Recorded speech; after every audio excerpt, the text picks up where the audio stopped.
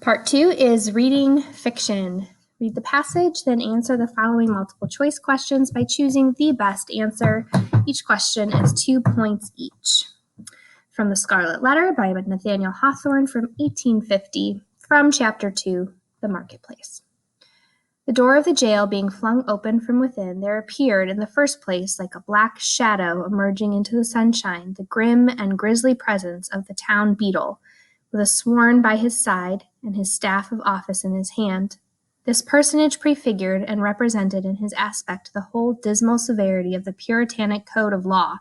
which it is his business to administer in this final and closest application of the offender.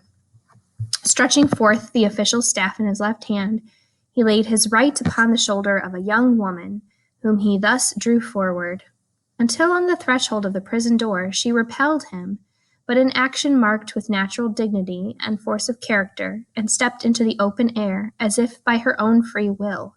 She bore in her arms a child, a baby of some 3 months old, who winked and turned aside its little face from the too vivid light of day, because its existence heretofore had brought it acquainted only with the gray twilight of a dungeon or other darksome apartment of the prison.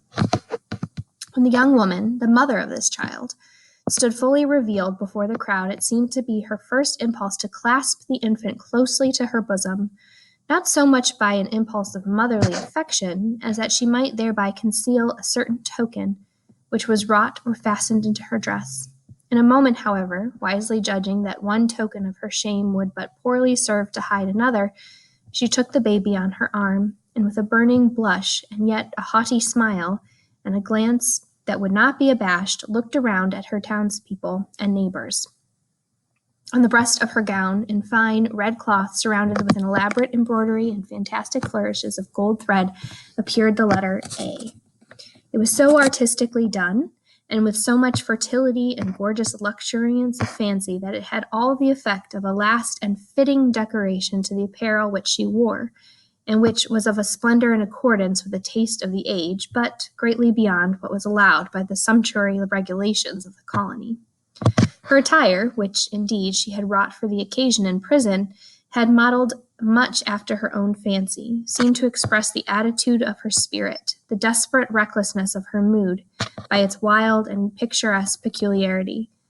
But the point which drew all eyes and, as it were, transfigured the wearer, so that both men and women who had been familiarly acquainted with Hester Prynne were now impressed as they beheld her for the first time, was that the scarlet letter, so fantastically embroidered and illuminated upon her bosom, it had the effect of a spell, taking her out of the ordinary relations with humanity and enclosing her in a sphere by herself.